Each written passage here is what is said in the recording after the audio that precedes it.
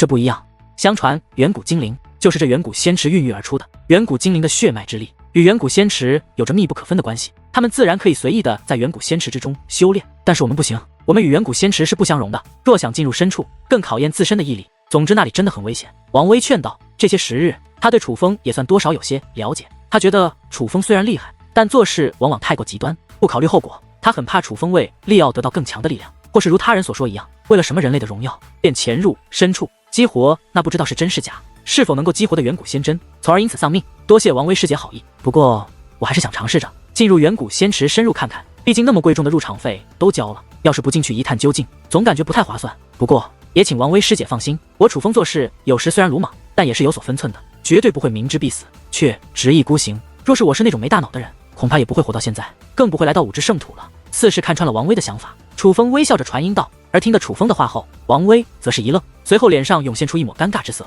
他突然觉得自己小看了楚风，就如同楚风所说，他若真是那么鲁莽的人，又怎么可能安然的活到现在？所以王威也不再多说什么，而是回以了楚风一抹略显歉意的笑容。走吧，风景也看得差不多了，是时候下去了。若是算的没错，这远古仙池也快要开启了。就在这时，司空摘星微微一笑，随后他意念一动，这座战船便开始向下飞掠而去。因为此刻他们已经在茫茫雾海的上方，所以当战船下落之际，便掠入了那茫茫雾海之中。一时之间，四周的景象皆是被那茫茫白雾所代替。而当穿越雾海之后，一个全新的景象也是浮现在了众人的视线之中。首先，最先映入楚风等人眼帘的是无数个窜动的人影，当然也包括一些体积巨大的妖兽。一眼望去，起码就有近1人之多，他们3、5成群，大部分都是来自不同的势力，但也有很多是独行侠。不过不管怎么说，的确如同司空摘星和云雷阁掌教所说一样，来到这里凑热闹的人还真是不少。不过眼下楚风的目光可没有停留在这些密密麻麻如同蚂蚁群一般的身影之上，他的目光投向了深处，那高大到直入雾海之中的城墙之上。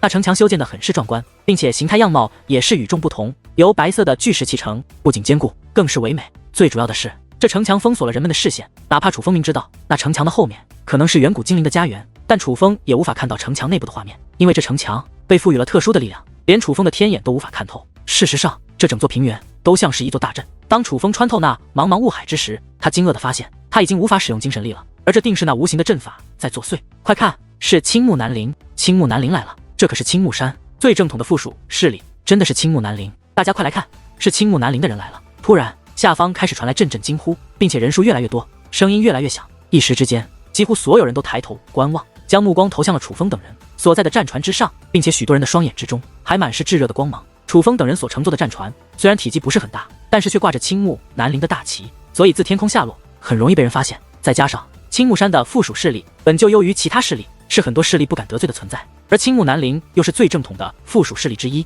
名声在外，所以不管如今怎样衰败，都引人瞩目。这一刻，青木山的当家长老以及弟子都是挺胸抬头，脸上不由自主的多了几分得意之色，因为这一刻他们的虚荣心得到了真正的满足。这是谁啊？这不是青木山最正统的附属势力青木南陵吗？可就在青木南陵的众人沉浸在这种被人仰望的气氛之时，一道阴阳怪气的声音却突然响起。定目望去，莫说众位青木南陵的当家长老，就连云雷阁的阁主以及云雷阁的当家长老也是眉头紧皱，脸上涌现出了不悦之色。因为此时此刻有着一大群人马正在向他们走来，全部都是老一辈的强者，粗略估计也有几千人。这个数量比之青木南陵和云雷阁此次来到的人数，可谓是有着巨大的优势和压倒性的气势。这些人是由多个势力组成，其中一座势力叫做般若教，不仅与青木南陵和云雷阁一样，是青木山的2等附属势力，也是云雷阁的敌对势力。而另外一座势力叫做黑蟒寨，也是青木山的2等附属势力。虽然同为青木山的2等附属势力，但这黑蟒寨的实力却要更强一些，甚至比之云雷阁和青木南陵都要强。近年来风头极盛，是这一区域公认的强大势力之一，甚至名声上也有要盖过青木南陵的势头。而在那大队人马之中，除了黑蟒寨和般若教外，还有3座2等附属势力以及近100座3等附属势力，他们显然是被黑蟒寨号召而来，并且来者不善。因为先前说话的那位便是黑蟒寨的寨主，一位满头白发却肌肤黝黑，脸上挂着笑意但却暗藏阴狠的老头。诸位掌教，1年不见，别来无恙。不管对方是否来者不善，但毕竟都是效力于青木山，所以在他们靠近后，司空摘星则是客气地抱了抱拳，与对方打起了招呼。可谁曾想，对方竟然没有一人回应，尤其是那黑蟒寨的寨主，更是将目光扫向在场的众人，高声说道：青木山，我青木领域的统治者，毋庸置疑的霸主，整座五之圣土都公认的最强势力之一，其中高人无数，天才众多，就连能够引起天地异象的天赐神体，在青木山内也是不止1位2位。如此强大的青木山，附属势力更是数不胜数。至今为止，1等附属势力5座，2等附属势力几百座，3等附属势力更是数千座。可是相信在座的所有人应该都知道，青木山的正统附属势力只有4座，那便是东南西北4邻。如今东西北3邻在5座1等势力之中，便占据了3个名额，是公认青木山众多附属势力之中最强的3座。可是再看看青木南陵，同样是正统附属势力，却沦为了2等附属势力，甚至在2等附属势力之中也是垫底的存在。司空掌教，我想问一问，你可曾有感到过羞愧难当？黑蟒寨的掌教突然将那笑眯眯的双眼投向了司空摘星。黑蟒寨主的一番话过后，人群之中顿时掀起一场轩然大波，所有围观之人都无法淡定了，有的窃窃私语，有的暗中传声，都开始议论起来。其实关于青木南陵与其他3陵的差距，在场之人全都清楚，但是当黑蟒寨主这样提起后，人们仍会感觉这差距的确是太大了。不过人们最为惊讶的还是黑蟒寨主竟然敢当着众人的面羞辱司空摘星，这简直就是公然挑衅。虽说黑蟒寨也是2等附属势力，并且论如今的综合实力和近几年黑蟒寨所送往青木山的弟子水平，黑蟒寨的确已经在青木南陵之上。可是青木南陵毕竟是青木山的正统附属势力，有很多势力看不起青木南陵，也只是暗中动手脚。如同黑蟒寨这样公然挑衅的可是少之又少，因为这多少会触犯一些禁忌，这是需要胆量的，至少寻常势力所不敢的。但是如今很多势力所不敢做的事，黑蟒寨做了，这自然叫人们为之震惊。黑蟒寨主，我劝你说话注意一点，不管你身份如何，背后有谁撑腰，但我家掌教可也不是你能羞辱的。公孙长老双眼血红，愤怒地呵斥道。与此同时，青木南陵的所有长老与弟子皆是满面怒色，甚至涌现出了丝丝杀气。身为青木南陵之人，他们皆是不能容忍对方侮辱他们的掌教大人。我和你家掌教说话，什么时候轮到你插嘴？你以为你是什么东西？可是谁曾想，那黑蟒寨主竟然指着公孙长老的鼻子一顿指责，态度极为恶劣。黑蟒寨主同为青木山效力，大家抬头不见低头见，我奉劝你还是不要太过分为好。云雷阁掌教说道。这不是云雷阁掌教吗？今年培养出来的弟子不错嘛，这些弟子的修为可不是你云雷阁之前的水平啊，难怪前些时日放出大话说你云雷阁要崛起了。黑蟒寨主怪异一笑，同样未将云雷阁掌教放在眼中，但很快又将目光投向了司空摘星道。司空掌教，你青木南陵不是向来独立独行的吗？怎么今日却与云雷阁一起来了？该不会是真的觉得云雷阁要崛起，想抱云雷阁的大腿吧？哈哈哈！说完此话，黑蟒寨主又是哈哈大笑，那其中的讽刺与嘲笑，还有轻蔑与不屑，可谓毫无保留地表现了出来。并且不只是他在笑，此时此刻，般若教以及其他3座2等附属势力，甚至是那些3等附属势力，也是哈哈大笑起来。这一刻，围观之人都是满脑门子的黑线，没有人跟随黑蟒寨主等人去嘲讽司空摘星，因为他们都觉得黑蟒寨主实在太过分了。不管青木南陵如何，但毕竟与他黑蟒寨无冤无仇，就算黑蟒寨想借青木南陵立威，可是他这样无缘无故的便当众羞辱青木南陵，并且羞辱得如此过分，实在有些说不过去。而面对黑蟒寨主如此赤裸裸的羞辱与攻击，青木南陵的众位当家长老更是气得双拳紧握，咬牙切齿，只不过却没有人敢真的出手。对于外人来说，也许不太懂黑蟒寨为何会如此嚣张，但是青木南陵与云雷阁的高层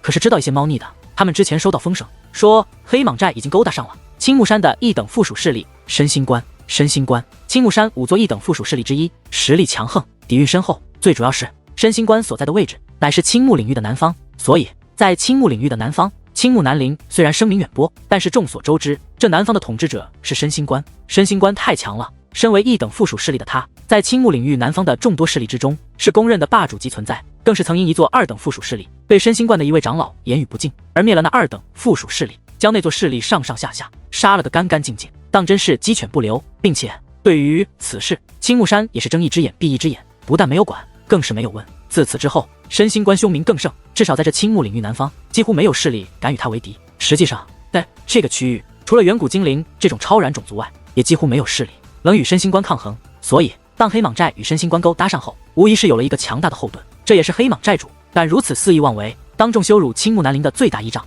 如今的司空摘星乃是半帝，以他的势力是完全不怕黑蟒寨的，但是他却不得不考虑黑蟒寨身后的申星关，这也是他为何一直忍让，哪怕黑蟒寨主如此侮辱于他，他也没有反驳的原因。这位老头，连年轻人都知道说话要积点口德，你活了这么大岁数了，说话怎么还跟放屁一样？你是岁数都活到狗身上了，还是没人教没人管？然而就在所有人都不知该如何之时，楚风却是突然站了出来，并且指着黑蟒寨主开口大骂，言语激烈，可谓毫不留情。那是楚风此话一出，几乎在场之人皆是神色大变，无论如何也想不到，连司空摘星都不敢反驳的时候，青木南陵会有弟子大骂黑蟒寨主。事实上，莫说外人，就连青木南陵的众人都被惊呆了，因为楚风此举必将会将黑蟒寨主激怒无疑。好一个胆大妄为的小兔崽子，你是活够了吧？黑蟒寨主本想羞辱青木南陵，可却想不到竟然被青木南陵的后辈当众辱骂，这使得黑蟒寨主忍无可忍，他也不废话，身形一纵，便将自己那九品武王的强大气息释放而出。与此同时，他脚步向前一踏，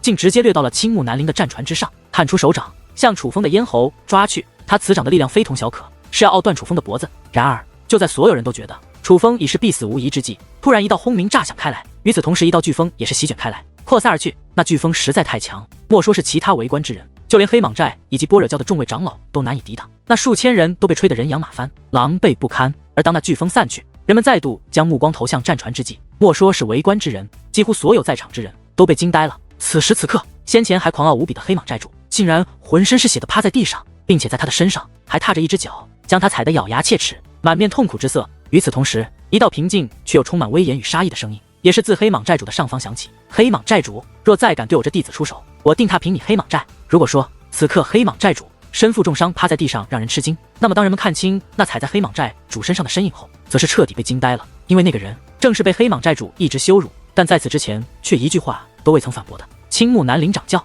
司空摘星。最主要的是，此刻司空摘星的气势那是相当的惊人，简直让人不敢直视。尤其是那些与黑蟒寨联手一同来羞辱青木南陵的势力之人，一个个的张大着嘴巴，那惊慌的脸上布满了恐惧之色。此刻的司空摘星不仅仅是用脚踩住了黑蟒寨主，他的周身更是涌动着异常恐怖的气体。那气体似是无形，但又似是有形。最主要的是，那气体影响了空间，影响了天地，甚至影响了方圆数里之内的几亿人。尽管这种气体有些人熟悉，大部分人都很陌生，但是人们却都知道，这股气体有一个特殊的名字——地级武力半地。司空摘星竟然突破到了半地境，成为了一代半地，不得了，真的不得了！半地境只凭借他这一个人的修为，就足以让青木南陵成为青木山二等附属势力之中前几名的存在。看来青木南陵是要崛起了。这一刻，人群之中彻底炸开了锅，因为哪怕是在武之圣土，半地境也不是随随便便一个人就能突破到的境界，毕竟这是与地级武力有关的境界，所以这是很难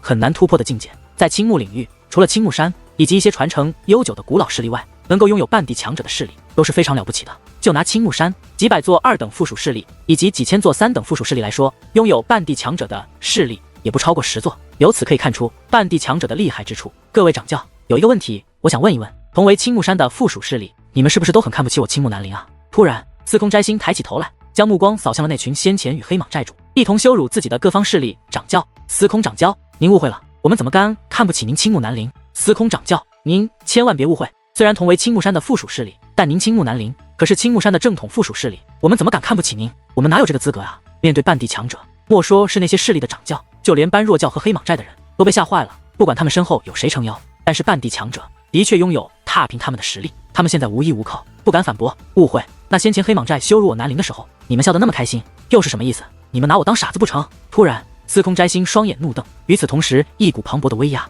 也是肆虐开来，笼罩住了那些先前大笑之人的身上。强大的威压使得那方虚空都开始剧烈的抖动起来。司空掌教，手下留情，手下留情啊！面对那由地级武力构建而成的威压，一些胆小之人直接被吓得跪在了地上，生怕司空摘星动了杀心，直接灭了他们。而那些胆小之人一跪，更是形成了连锁反应。那近百座势力的几千名高层人物，尽齐刷刷的全都跪了下来，看着那先前还嘲笑自己，但此刻却跪在面前求饶的众人。司空摘星淡淡一笑，随后看向脚下的黑蟒寨主说道：“看到了吧，这就是你请来的援兵，一群贪生怕死的小人。”话罢，司空摘星猛然抬脚，只听砰的一声和一声惨叫，便将那黑蟒寨主从自己的战船踢了下去。黑蟒寨主摔落在地，这一下摔得可是不轻，可是却没有一个人敢上前来搀扶，因为他黑蟒寨的那些当家长老全都跪在地上，不敢起身。所以此刻的黑蟒寨主当真是丢人丢到了家，不仅羞辱人没羞辱成，反而被人羞辱的彻彻底底。尽管司空摘星没有过分辱骂黑蟒寨主，但是这样当众的殴打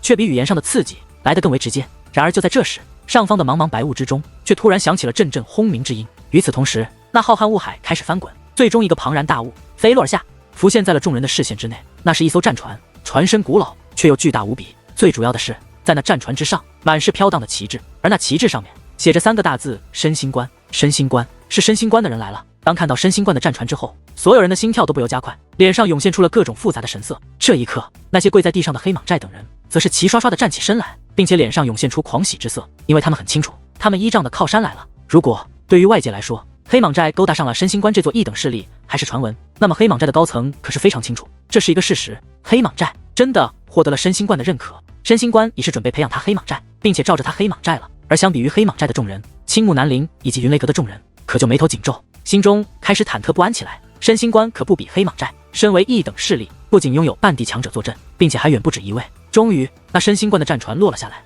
而这一刻，人们能够看到，这申星关不止战船大，那战船之上的人也是不少。抛开保驾护航的众位长老不谈，单单是身着弟子服饰的人就有3000余人。也就是说，申星关此次来远古仙池修炼的弟子有3000余人，这比起青木南陵的20几人、云雷阁的30几人，甚至是黑蟒寨40几人和般若教的20几人，相差可谓巨大。最主要的是，申星关的3000弟子可谓个个精英，不仅年纪轻轻，都在30岁以下，修为更是不凡，几乎都是武军巅峰的层次，甚至其中有近100名武王境的存在，其中还有2名是2品武王。而这就是一等势力与2等势力的差距。同为附属势力，一等势力才是每年向青木山输送优秀良才的主力。当然了，不可否认的是，也正因为他们底蕴深厚，实力强大，使得更多的优秀之人愿意拜入他们门下，这才导致他们能够每年都提供这么多优秀的弟子送往青木山。不过眼下人们最关注的可不只是那些弟子，而是战船之巅2名长发飘动、面色凝重的老者。这2名老者都与司空斋星一样，有着1品半地的修为，但是他可不是参星关的掌教，而是申星关的当家长老，并且相对而言，他们2个在这方区域的威严可要远在司空斋星之上。这2位申星关的当家长老面色凝重，不怒自威。此时此刻，那浩瀚的人群鸦雀无声，安静的有些诡异，就连那些天生大嗓门的妖兽们，此刻也是放低了自己喘息的声音，不敢大声喘气。虽然同是半地强者，但是这2位当家长老的威慑力的确要在司空斋星之上，这与实力无关，只因他们来自申星关。黑蟒寨寨主拜见申星关诸位长老大人。见到申星关的战船落下，黑蟒寨主如同见到了救星，赶忙走到申星关的战船前，施以跪拜大礼。与此同时，黑蟒寨的长老以及般若教的掌教众位长老，还有那些3等附属势力的掌教长老，皆是赶紧走上前去，齐刷刷地跪在了战船之前。甚至许多不想趟黑蟒寨与青木南陵这趟浑水，本躲在人群之中看热闹的青木山附属势力，此刻也是自人群中走出，跪在了战船之前。就连云雷阁的掌教也是赶忙带着自家的长老和弟子，从南陵的战船飞下，跪拜在了申星关的战船前。一时之间，足有万余人跪在了申星关的战船之前，并且很多人在这个区域都是有头有脸的存在，所以眼下这个跪拜场面倒是颇为壮观。不过，同为青木山的附属势力，司空斋星犹豫再三，却没有上前施礼。同为附属势力，只分强和弱，却根本就没有上下之说。哪怕是3等势力，遇到1等势力的人，也无需跪拜。而眼下这些人之所以跪拜，那是因为他们惧怕申星关，因为远古精灵不问世事，再加上青木领域内南方最偏，那些传承悠久的强大势力大多建于东西北3方，所以导致申星关在这领域之南属于一家独大。正所谓人在屋檐下不得不低头，为了与申星关交好，至少不得罪申星关，所以很多附属势力在见到申星关的人后才会上前跪拜。不过相比于要不要对申星关跪拜施礼，此刻司空斋星最担心的倒是黑蟒寨主。这黑蟒寨主位于最前端最显眼的地方，他并没有擦自己身上的血迹，更是有意把自己装得很虚弱，甚至让自己伤口的血液加速流淌，把自己制造得更为惨烈。他就是要让申星关的长老看到他这副悲惨的样子，然后待对方询问，再狠狠地告司空斋星一状：黑蟒寨主，你这一身的伤痕是从何而来？果不其然，那2位当家长老中的一位开口询问道：回长老大人，先前我见南陵掌教来此，便上前与其打招呼，谁曾想他之弟子竟然出言辱骂于我。我与那弟子理论，南陵掌教竟直接对我出手，不仅将我打成重伤，更是羞辱于我，让我黑蟒寨以及诸多掌教和长老一同下跪向其认错。黑蟒寨主满脸委屈，连蒙带骗，将自己的过错全部避开，更是添油加醋，说起司空斋星的不是，可谓卑鄙至极。黑蟒寨主所言极是，还望长老大人为我等做主。可是对于黑蟒寨主这不要脸的行径，不但无人拆穿，先前那些对司空斋星下跪之人竟然还点头赞同，就如同黑蟒寨主所说皆是事实一般。听得此话，那2位当家长老包括战船上的很多人都不由得将目光投向了司空斋星。起初他们的目光很是不善，甚至很是愤怒，可是当他们发现此刻司空斋星的气息后，却是面容一变，尤其是那2位长老更是眼前一亮。那2位当家长老彼此互看一眼后，竟然一同对着司空斋星抱了抱拳道：司空掌教，恭喜你踏入半地境。他的语气很是平静，没有尊敬也没有卑微，就像是最简单的问候。2位长老客气了。司空斋星也是客气的抱拳回礼：司空掌教，我们虽非同门，但却也算同根，不知你与诸位掌教有何恩怨，不妨说出来听听，若是可以就翻过这次恩怨，千万不要伤了和气。其中一位长老说道。这位长老很聪明，他知道黑蟒寨主所说之话未必不可信，所以他是在问司空斋星事情的经过。我司空斋星的人品，相信2位长老应该清楚，若不是黑蟒寨主一再出言羞辱于我，我这弟子也不会辱骂于他。不管谁是谁非，弟子毕竟是小辈，辱骂黑蟒寨主本是他的不对，可黑蟒寨主竟失了身份，对我之弟子动起了杀念，想要当着我的面置我之弟子于死地。身为南陵之主，我自然不能袖手旁观，所以才出手伤了黑蟒寨主。至于我让诸位掌教对我下跪认错一事，那就更是无稽之谈。他们倒的确是跪了，错也的确是认了，可明明是自行之举，我并没威逼。我真想不明白，他们为何要如此诬陷于我？也许是我南陵多年失势，并且一年不如一年，所有人都觉得我南陵好欺负吧。说到此处，司空摘星苦笑一声，叹息着摇了摇头。司空前辈所说即是，这一切都是黑蟒寨主自找的。突然，人群之中有人高呼一声：“谁喊的？话可不能乱说，屁可不能乱放，谁想乱出头，有种就站出来！”渐进有人替司空摘星说话，黑蟒寨主勃然大怒，因为申星冠不是傻子，哪怕自己与申星冠已有关联，可假如是他不对在先，理亏太多，那申星冠也不可能当着这么多人的面帮他，所以他不能容忍。在这个关键的时候，有人帮司空摘星说话，是我。然而令他想不到的是，在他如此明显的威胁下，竟真有一位大汉站了出来。这位大汉皮肤黝黑，修为不弱，不仅有着一品武王的修为，一看就是一个性情耿直的硬汉。他不畏惧黑蟒寨主的威胁，而是大声说道：“申星冠的诸位长老，事情的经过是这样的，先前南陵战船下落，黑蟒寨主便带人上前侮辱，司空掌教不理于他，他便变本加厉，越说越难听，所用言辞简直令人发指。莫说是那位年轻人，是司空前辈的弟子，就算换作我等，也是心中窝了一团火，替司空前辈感到不值。没错，这位兄弟说的对，先前的一幕我们所有人都看到了，究竟孰是孰非，公道自在人心。对，黑蟒寨主，你好歹也是一寨之主，怎么能够如此不要脸的颠倒是非？”然而一层激起千层浪，在那大汉的一番话后，本是安静的人海竟然呼喊不断，一时之间如同炸开的油锅，沸腾起来。很多人都开始为司空摘星说话，甚至开始讨伐黑蟒寨主。对于这种情况，就连申星冠的两位当家长老也感到意外，因为为官之人与青木山无关，本可不趟这道浑水，不管这件闲事，可他们却管了。这说明黑蟒寨主先前一定非常过分，过分到激起了民愤。所以这一刻，那两位申星冠的当家长老也是剑眉倒数，一抹怒意由心而生，看向黑蟒寨主，很是严厉的道：“黑蟒寨主，你还有什么要说的吗？”两位长老，他们这是一派胡言，你们要相信我呀！这一刻，黑蟒寨主有些慌了，所有人都将矛头指向了他。哪怕他与申星冠有所关系，但是申星冠也未必会保他，恐怕当众受罚已是在所难免。身为一寨之主，品行如此不端，你不配背负青木山二等附属势力这个头衔。今年青木山招收弟子大会，我会向青木山请求废除你黑蟒寨二等附属势力的头衔，以免你再丢青木山的人。一位当家长老说道：“长老开恩，长老开恩啊！我下次再也不敢了，还望长老给我一个改过自新的机会。”听得此话，黑蟒寨主顿时就傻眼了，他觉得这两位长老会处罚他，但没有想到会如此的严厉。青木山二等附属势力这个头衔可是非常重要的，只要有这个头衔在，就等于他是青木山的人，很少有人或势力敢动他，并且那些名门望族、优秀的小辈们，为了能够进入青木山，拜入宗门的时候，除了会考虑人脉关系外，会优先选择青木山的附属势力。若是没了青木山二等附属势力这个头衔，那么对黑蟒寨来说冲击是非常大的，定会从繁荣走下衰败，前途一片黑暗。滚！不要再出现在我的视线内，我怕脏了我的双眼。突然之间，另一位长老大袖一挥，一阵狂风便拔地而起，在那劲风之下，黑蟒寨主以及黑蟒寨的长老和弟子都如同稻草人一般被吹上天空，在阵阵惨叫声中吹到了数百里之外，消失在了人们的视线之内。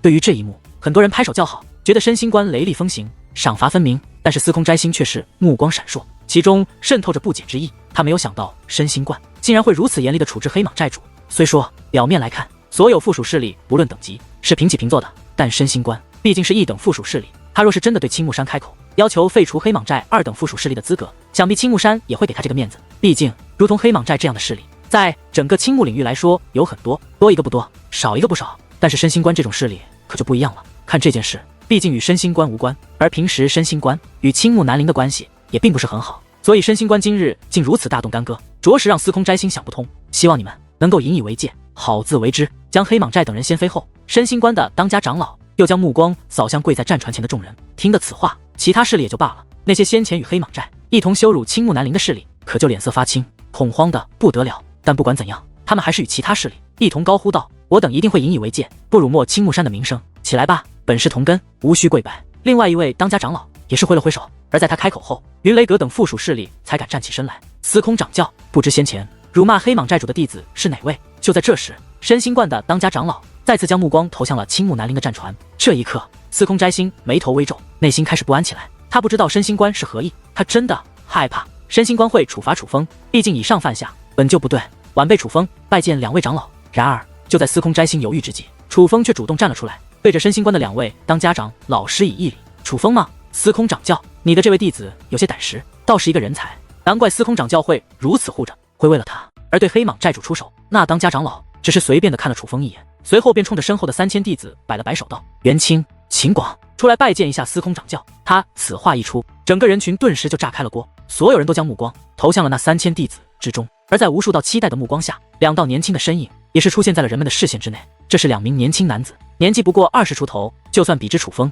也只是大上2岁而已。可是他们的修为却已达到2品武王，不仅修为强横，这2人的气质也是与众不同。一位身高近4米，不仅人高马大，更是身强体壮，似是妖兽所化，只看一眼就知道他的神体之中充满了爆炸性的力量。另一个身材瘦小，但却气度不凡，不仅长得风度翩翩，是个面若女人的美男子，双眼之中的目光更是隐藏着凌厉。晚辈元清，晚辈秦广，拜见司空掌教。这2人行处后，走至船头，对着司空掌教抱了抱拳。虽然嘴上叫着掌教，身上也是施以礼仪，可是那语气之中却没有丝毫的尊敬之意。王薇师姐，这2个人是何来头？似乎很出名的样子。对于这2人的态度，楚风双眼微眯，闪过了一抹不悦，随后向王薇打探起2人的身份。因为当这2个人出现后，围观的人群彻底沸腾了，所有人都在讨论他们2个，可见2人的人气很高，并且很有名望。楚风师弟，他们可都是身心关内有名的天才。那个壮汉叫秦广，那个美男叫元清，他2人不仅天赋卓越，出身也是不凡。据说那秦广不是人类，是一只拥有特殊血脉的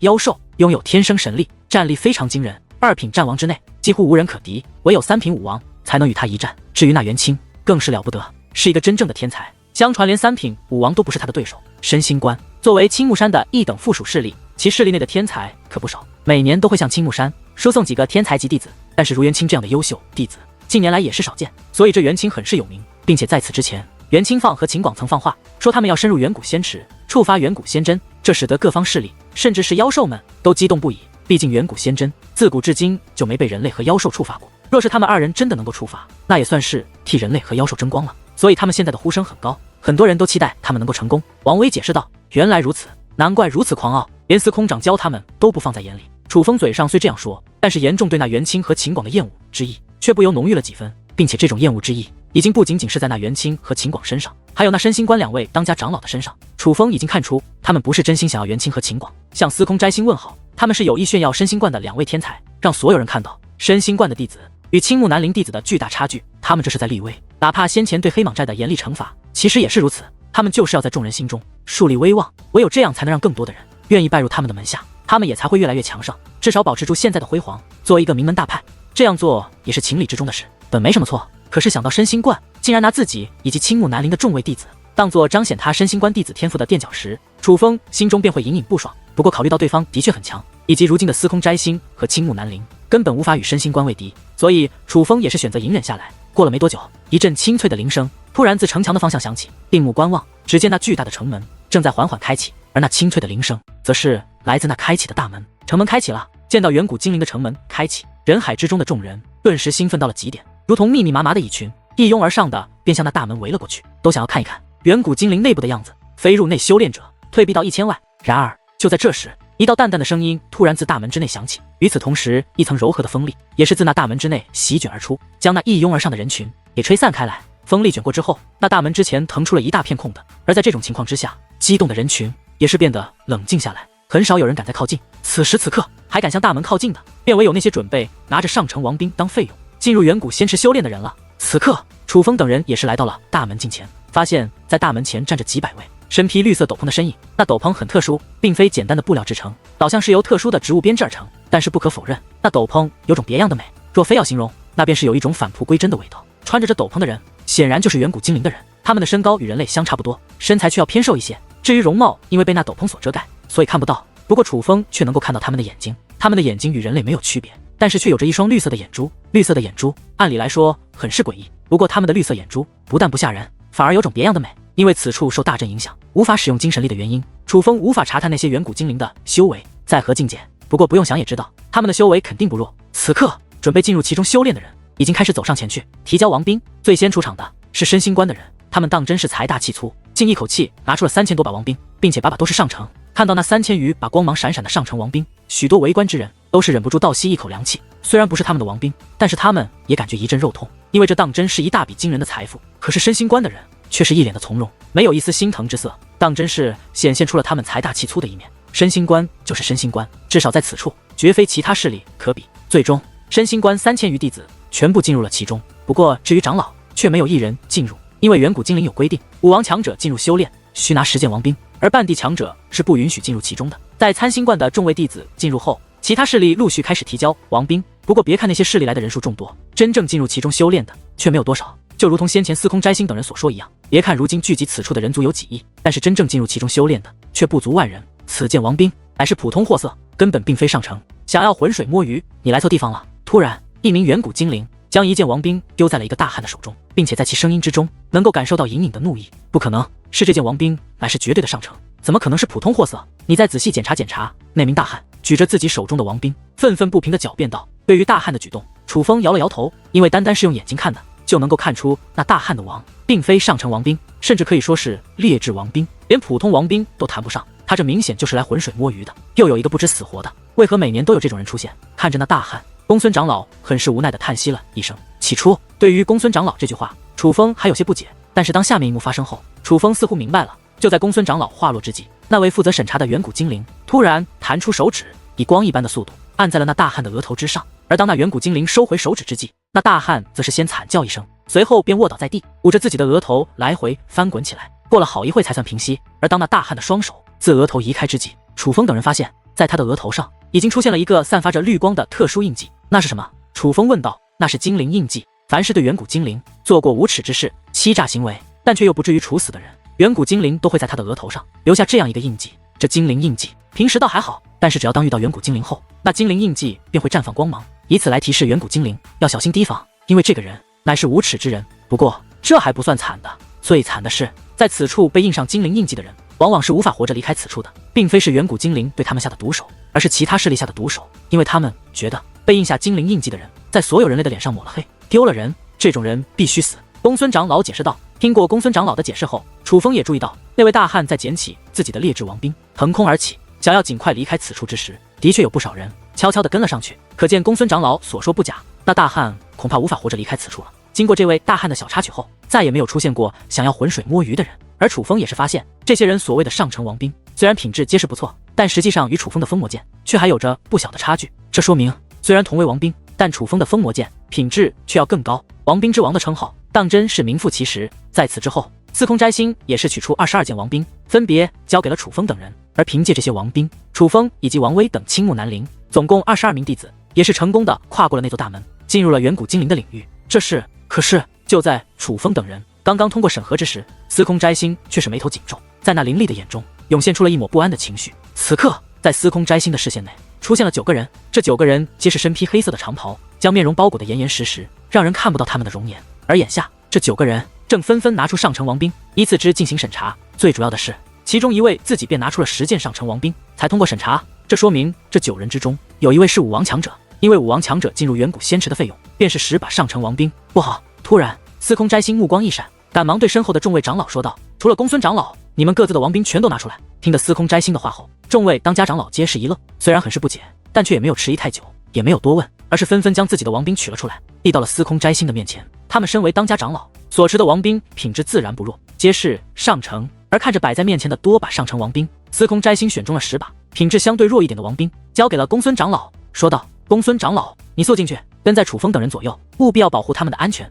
遵命。听得此话，公孙长老也不犹豫，拿过10把，公孙长老便赶忙跑了过去。只不过因为此刻进入其中的人数众多，所以公孙长老也不是想进就进的，他必须要排队才能进去。看着那排在长长人龙之后的公孙长老，再看着那已经全部经过审查、跨越了大门，正在向内行去的9个黑衣人，司空斋星的脸都白了。突然他咬了咬牙，张开嘴巴，大声说道：“你们给我听着，若是有谁敢对我青木南陵弟子不利，就算拼了老命，我也要让他鸡犬不宁。”司空斋星的这句话非常的响亮，几乎城墙外的所有人都听到了，就连城墙内的一些人也听到了。一时之间，无数道目光都投向了他，就连那些远古精灵的人也不例外。可是相比于众人，那9个身穿黑袍的人却并未回头观望，若是细心观察，便会发现他们身体一颤，迟疑了一下，这才快步地走了进去。司空掌教，这是怎么了？难道说有人会对南陵弟子不利吗？怎么可能？有谁敢在远古精灵的地盘闹事，那简直就是找死。依我看是青木南陵先前与黑蟒寨发生了摩擦，爱徒心切的司空掌教怕黑蟒寨报复，所以才会这般吧。对于司空斋星此举，众人议论纷纷。掌教大人，发生了什么事？不过相比于外人，那些南陵的当家长老们也终于忍不住询问起来。因为司空斋星是一个向来沉稳之人，他先前的一系列举动可着实有些反常。我若是没猜错，那9个黑袍人应该是韩家之人。司空斋星道：“韩家人？难道说他们要对我南陵的弟子不利。听得司空摘星的话后，众位当家长老才注意到，的确有9个人正在快步地向深处行去，并且行进的方向是追着楚风等人消失的方向。韩家有实力来此修炼，根本无需乔装打扮。从他们鬼鬼祟祟的行为来看，定是对我南陵怀恨在心，多半是要对付楚风他们。司空摘星说道：“可是掌教大人，远古精灵明令禁止进入他们领地者，不得肆意斗殴，更不允许恶意杀人。若有违抗者，可是要受到严惩的。”他韩家再胆大包天，也不敢得罪远古精灵吧？但也有长老表示质疑。他韩家本就有一些丧心病狂之辈，楚风这次让他韩家吃了大亏，也许韩家真的会做出对楚风他们不利的事。大多数长老还是表示担心，韩家最好不要太过分，否则我不会让他韩家继续传承下去。但是相比于那些长老，此刻司空摘星的眼中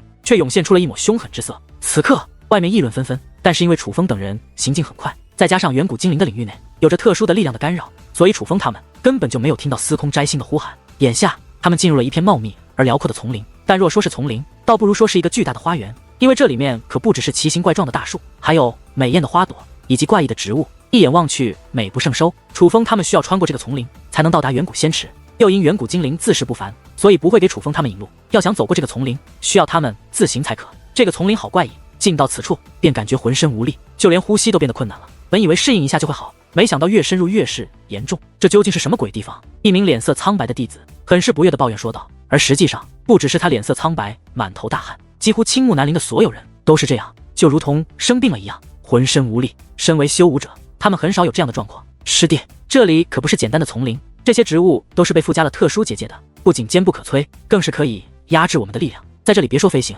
就连步行都很吃力。这是远古精灵故意布置的，因为他们觉得不是所有人都有资格享用远古仙池内的特殊力量，所以哪怕是交了费用，也要通过考验才行。若是无法走过这丛林，就没资格享用远古仙池。王威对大家解释道。什么？连费用都交了，竟然还出难题？他们也太不是东西了，这不是摆明着骗人吗？这么大的丛林，鬼知道有多少人能成功走过去？那些走过去的人也就罢了，走不过去的人，不就等于白交了上城王兵，又不能到远古仙池修炼吗？哪里有这么坑人的？听得王威的话后，很多人都急了。话不能这么说，若是走不过这丛林的人，远古精灵是会退还王兵的，所以这谈不上骗，只是单纯的考验。王威解释道。我倒是觉得远古精灵的做法很正确，先用高额的费用将大部分人挡在门外，然后再考验剩下的人，这可以避免很多麻烦。相比于其他人，楚风却是很认可远古精灵的做法。听得楚风的话后，那些埋怨的人都闭上了嘴，脸上的怒容消失不见，取而代之的反而是一抹担忧。他们害怕自己闯不过这丛林，毕竟上城王兵再贵重也不是他们的，是南陵免费为他们提供的，所以这个机会等于是白来的。若是错过了，他们可就亏大了。楚风师弟，为何你一点压力都感觉不到，像个没事人一样？突然一名弟子指着楚风，一脸吃惊地说道。真的？楚风师弟，你是怎么做到的？听的那位的话，所有人都看向了楚风，仔细地打量起来。这一刻众人皆是面容大变，又惊又喜，因为他们惊愕地发现，真如那人所说，楚风眼下一点吃力的感觉都没有，与进入丛林之前的状态一样，他竟真的没受这丛林内的力量影响。对于众人那吃惊的反应，楚风淡淡一笑道，并非是我感受不到此处的压力，而是我知道如何才能让此处的压力变得最小。楚风师弟，你究竟是怎么做到的？快教教我们。楚风师弟，你教教我们吧，我们也好想见识一下远古仙池，不想无功而返。众位弟子一同请求，甚至有些人的语气已不是请求，而是祈求。由此可见，他们真的很想通过这个考验。其实很简单，你们试着不动用武力去抵挡那股压力，而是顺其自然，让它来干扰你，看看会不会好受一些。楚风笑着说道。听得楚风这样一说，王威等人半信半疑地试着做了起来。可是很快的，他们脸上的吃力之色都减缓了不少。楚风师弟，你太天才了，竟然能够想到这种办法。那压力感觉很是凶猛，但若是不予理会，那压力果然减缓了许多。看来我们都能通过远古精灵的考验了。见楚风的方法竟然有效，所有人都是满面狂喜，看向楚风的目光之中，除了从前的敬畏，也不免多了几分感激之色。因为楚风真的是帮了他们大忙，大老远的来到这里，他们可不想什么都得不到便回去。若真是空手而归，不仅吃亏，更是丢人。想不到你这小子原来不只是嘴不干净，倒也有点小手段。可就在这时，不远处突然传来一个冰冷的声音，很快的35道身影出现在了楚风等人的视线之内。这35人有男有女，修为皆在5军巅峰。他们虽然脸上挂着冷汗，脸色也是有些苍白，但此刻呼吸道也平稳，这说明他们也受到了此处压力的干扰，但是眼下已经知道了缓解之法。很显然是听到楚风先前的那番话，并且照做了。只不过他们得到了好处，却没有道谢的意思。不但没有道谢，反而是一脸正不怀好意的将楚风他们包围起来。要问为什么，这倒也不难理解，因为他们都是黑蟒寨的核心弟子。换做平时遇到这种情形，王威等人肯定会感到不安，因为对方这明摆着是来者不善。哪怕他们与对方修为一样，但对方毕竟是黑蟒寨的人，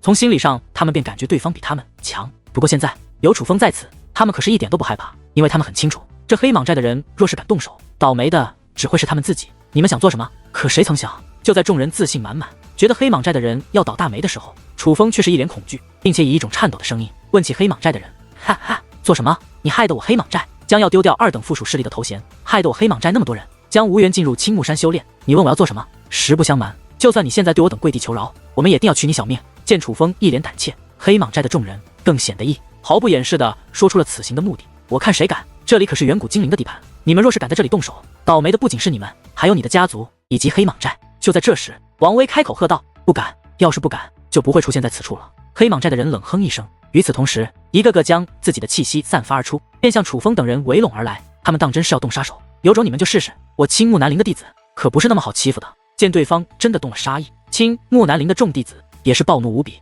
不甘示弱地释放出自己的气息，便做出了要与对方拼死一战的准备。楚风师弟，你是怎么了？但就在这杀意弥漫，火气十足，随时可能发生一场大战之际，王威却是偷偷传音于楚风。事实上，不只是王威在暗中传音于楚风，此刻南陵的很多人都在这样做，因为他们知道楚风的实力有多强，连武王都不是他的对手。黑蟒寨的这些人在楚风的面前根本就是不堪一击。可是楚风此刻又这样的恐惧，着实不合常理。他们都觉得楚风可能是出了什么问题，希望帮助楚风缓解情绪。毕竟说到底，他们都没把握战胜黑蟒寨的人，要想保命还要靠楚风。然而就在这时，楚风却是一扫先前的胆怯，疯狂的大笑起来，并且楚风的笑声非常的怪异，甚至有些可怕。莫说王威等人，就连黑蟒寨的众人也是一个个眉头紧皱，不由得恐慌起来。你笑什么？黑蟒寨的一位开口问道。真是天堂有路你不走，地狱无门你们闯进来。突然楚风收起停止大笑，将那冰冷刺骨的目光扫向了黑蟒寨的众人。你这是什么意思？听的这句话，黑蟒寨的人更加不安了。别看此刻楚风的表情很是平淡，但是眼中的目光却让他们内心发寒。此时此刻，他们产生了一种错觉，那就是眼前的楚风与先前的楚风完全就不是一个人。然而楚风却没有再理会他们，而是对着身后说道：既然来了，就别躲躲藏藏了，出来吧。听得楚风这句话，所有人都将目光投向了身后。可是当他们发现身后是一片茂密的植物，根本一个人都没有，不免有些迷茫起来。甚至有人开始觉得楚风是不是已经不正常了？怎么今日的举动如此怪异？看来你小子倒是有些手段，这里无法动用精神力，你既然也能发觉我们，不过我若是你，一定不在此处逗留，而是撒腿开溜。可就在这时，一道阴冷无比的声音突然自那丛林之中响起，紧随其后9道身穿黑袍的身影也是出现在人们的视线之内。你们是谁？见到这9个人，王威等人皆是眉头紧皱，因为这9个人与黑蟒寨的人不同，在他们的身上，王威等人感觉到了致命的威胁。各位师弟师妹们，这么快就不认得我们了？然而就在这时，其中8人突然将黑袍摘下，露出了一张张年轻的脸。这8人之中5男3女，年龄与王威等人相仿，修为也皆是9品5军，但是他们看向王威等人的目光中却充满了轻蔑，而王威等人看向他们8人的目光之中却充满了震惊，震惊中有加带着些许恐惧。韩望、韩娇，竟是你们！看着眼前的8人，王威等人皆是面容大变，几乎一同惊呼出声，因为眼前这8个人他们太熟悉了。他们本与王威等人一样，是青木南陵最优秀的弟子，并且地位要在他们之上。想当初王威等人可是没少受他们8个的欺负，可是因为实力不济，再加上对方有刑法长老庇护，他们也是没有任何办法，只能一忍再忍。谁让对方是韩家的子弟？不过只因为一个人，这些嚣张跋扈如同小霸王一般的韩家子弟便全部被驱赶出青木南陵，而那个人便是楚风。不要怕，我们会让你们死个痛快的，对不对？韩涛大哥，韩家的8位先是冷然一笑，随后将目光投向了为首的那位黑袍人。当然，不过那个楚风的可就除外，若不将他大卸8块，怎么对得起我韩家那些看得起他的老头子们？突然，那位为首的黑袍人大袖一挥，也是将身上的黑袍摘了下来。与此同时，一张脸孔也是浮现在了楚风等人的视线之内。这是一个陌生的脸孔，他是一位中年大汉，有着3品武王的修为，并且气息很是浑厚，至少比之寻常的3品武王，这位的气息有些与众不同。最主要的是，他看向楚风的目光之中充满了的恨意。这么说来，你们是来找我报仇的？楚风笑道。听闻你小子很厉害，连3品武王都不是你的对手，我韩家几个老头更是死在你的手中，但我韩涛就不信这个邪。今天我就要将你的人头带回去，让那些老头子们看看，他们口中所谓棘手的天才，也绝不是我韩涛的对手。只要是敢找我韩家麻烦的人，不管是谁，我韩涛都绝不放过。今日我先杀了你，改日我再去踏平你青木南陵。韩涛一边恶狠狠地说话，一边向楚风走来。然而就在这时，楚风却是大袖一挥，一层磅礴的金色结界便浮现而出，将众人全部覆盖在了其中。你这是做什么？对于楚风此举，韩涛等人也是一愣，因为他们能够看出楚风布置的是隐藏结界，在这个结界之内，不管他们做什么，外面的人都是看不到也听不见的。可是这样的结界应该是由他们来布置才对，眼下楚风他们不逃，反而布置了这样的结界，着实让韩涛等人不解。然而对于韩涛等人那不解的目光，楚风却是微微一笑道：因为我要大开杀戒，大开杀戒。听得楚风之话，韩家的9人以及黑蟒寨的众人皆是内心一颤，莫名的开始不安。别看楚风说这句话的时候是面带微笑，可是所有人都感觉到了一股寒意以及致命的危险气息，那一切都是自楚风的身体散发而出的。大开杀戒，你在开玩笑吗？还真以为你能是我的对手？这一刻，那韩涛突然暴喝一声，也不再废话，双掌抬起，双臂摆动，对着楚风便发动了攻势。他这一出手可是非同小可，虽然没有施展武技，但是那磅礴的王级武力却如同无形的凶猛野兽，夹带着滚滚雄威，向楚风压迫而来。这一刻，王威等人皆是面容大变，因为从这韩涛的攻势来看，他可不像是一个寻常的3品武王，至少他的战力比之楚风当日斩杀的韩家长老要强上许多。只是这一击就足以将青木南陵以及黑蟒寨的众位弟子全部斩杀。然而就在这时，楚风却是身形一纵，跃到了众人的身前，并且此刻的楚风比之先前已是完全不同。雷霆铠甲已经覆盖在他的身体之上，那闪耀的雷霆将他整个人衬托得有些神圣。最主要的是，他的气息已自9品武君提升到了1品武王。不过最让人吃惊的还是楚风接下来的举动。只见楚风手臂猛然抬起，随后对着那迎面来的武力猛然一挥，只听得一声巨响，那韩涛的攻势便被楚风化解得烟消云散。见到这一幕，除了王威等人还算镇定外，所有人都是大吃一惊，尤其是先前还想要杀楚风的黑蟒寨众人，那脸当时就绿了。这一刻，他们似乎明白了楚风先前为何说那样的话，原来他们真的是在太岁头上动土。楚风连3品武王的攻势都能轻易化解，那要斩杀他们，不就是随手之间的事吗？此刻他们真是后悔极了，因为他们真的有一种走进地狱的感觉。不过可惜，想要出去似乎不如来时那么容易。不错嘛，竟能从9品武君突破到1品武王，看来那些老头子倒也没有撒谎，你的确掌握着一些特殊的手段，看来我也不能大意了。是时候让你见识一下武王的真正实力，也是时候让你知道你与我的真正差距了。武君永远是武君，就算你能通过手段获得1品武王的修为，也绝对不会是我的对手。话罢，韩涛手腕一转，一把王兵大斧便出现在了手中。大斧一出，虚空都是为之一颤，磅礴的力量自其中溢出，与韩涛合为一体。韩涛整个人的战力都是在此刻得到攀升，不止韩涛自身得到了增强，就连隐藏结界内的天地能量也受那王兵大斧的影响，开始不安地涌动起来，并且围绕的主场就是韩涛，就如同韩涛就是此处的霸主，他已经主宰了一切，包括楚风等人的性命。然而就在这时，楚风也是手腕一转，那乌黑色的封魔剑便出现在了手中。封魔剑一出，楚风直接将其插入了地表之中。而在封魔剑插入地表的一刻，这结界内之内本被韩涛所住在的天地能量竟然化作了飓风，开始被封魔剑吸而来。最主要的是，在那飓风舞动之际，所有人都感受到了一股逼人的气息。那气息不只是自楚风的身体散发而出，更多的更是自封魔剑散发而出。恐惧是此刻所有人的情绪，他们都被封魔剑的威势所震慑住了，就连韩涛都不例外。事实上，不仅是在场的众人，就连韩涛的那把王兵大斧也是在不住的颤抖。先前的威势此刻已是全无，这是怎么回事？这把剑看着那乌黑色的封魔剑，韩涛的严重布满了惊恐。因为王兵他见过不少，但是如同封魔剑这般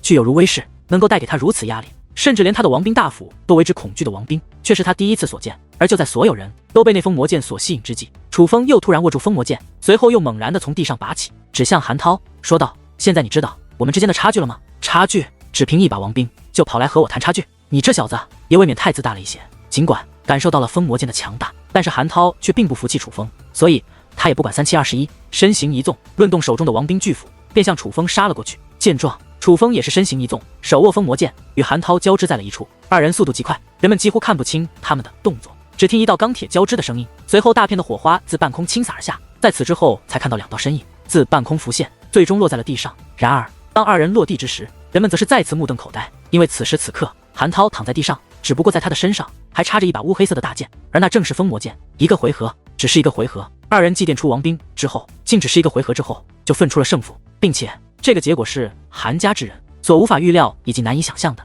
尽管之前韩家的长老已经说过楚风的事，说过楚风有多强，可是他们却并不相信。而眼下他们终于相信了，只不过似乎为时已晚，因为眼下楚风的那把封魔大剑所插的位置，乃是韩涛的丹田。丹田被破，修为一出，韩涛这位堂堂3品武王正在被楚风废除修为。突然，楚风猛然晃动手中的封魔剑，这使得韩涛又是一声惨叫。只不过楚风却不理会韩涛是何反应，而是冷笑道：这就是你和我的差距。话罢，楚风手中的封魔剑猛然一挥，只听砰的一声闷响，那韩涛的肉身便爆炸开来，化作了大片的血雨倾洒而下。然而就在那血雨倾洒之间，又有一层无形的力量自楚风的体内溢出，将那血雨包裹，随后有进入了楚风的体内。楚风不仅将韩涛杀了，还将他的本源一并吞噬，可谓将他斩杀的彻彻底底。在将韩涛斩杀后，楚风扛着封魔剑向韩家剩下的8人行去。看着那8人此刻脸上的惊恐之容以及瑟瑟发抖的身体，楚风轻笑道：记住，下辈子要听长辈的话，否则小心再丢了性命。话罢，楚风手中的封魔剑再次舞动起来，而只见一道乌黑色的半月横扫而过，那8道笔直而立的肉身便纷纷爆破开来，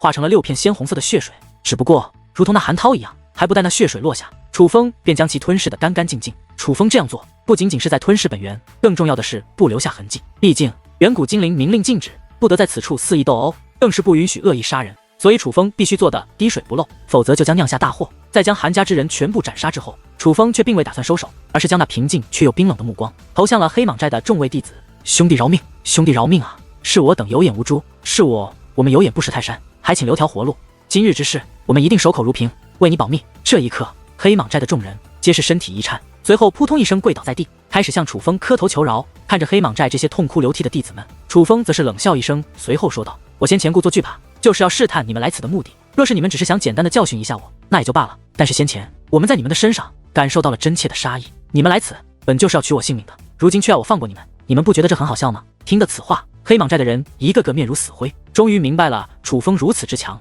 先前却又那般怯懦的原因。与此同时，他们也是知道，他们今日恐怕凶多吉少，多半是要死在楚风的手中了。没话说，那就该送你们上路了。突然，楚风手中的封魔剑再次挥动，只是这一剑便取走了黑蟒寨众人的性命。在将黑蟒寨的人斩杀后，楚风便将封魔剑收起，随后又解除了雷霆铠甲，将自己的修为从1品武王恢复到了9品武君。做完这些后，楚风又透过结界仔细观察，发现没有见到其他人后，这才大袖一挥，将这隐藏结界化解开来。我们走吧。收回结界后，楚风对着众人说完这句话，便率先的向丛林深处行去。而这一刻，王维等人看着楚风的背影，却是忍不住深咽了一口口水。尽管他们之中也有人曾杀过人，甚至有的人还不止杀过1位2位，但是却没有一个人会如同楚风这样杀人如同家常便饭一样，事后竟什么反应都没有。这一刻，王维等人忽然觉得楚风杀过等人也许已经数不胜数，否则不可能磨练到这种程度。想到此处，王维等人的内心不由得翻滚起来，对于楚风的敬畏之意再度加深。忽然觉得他们与楚风的距离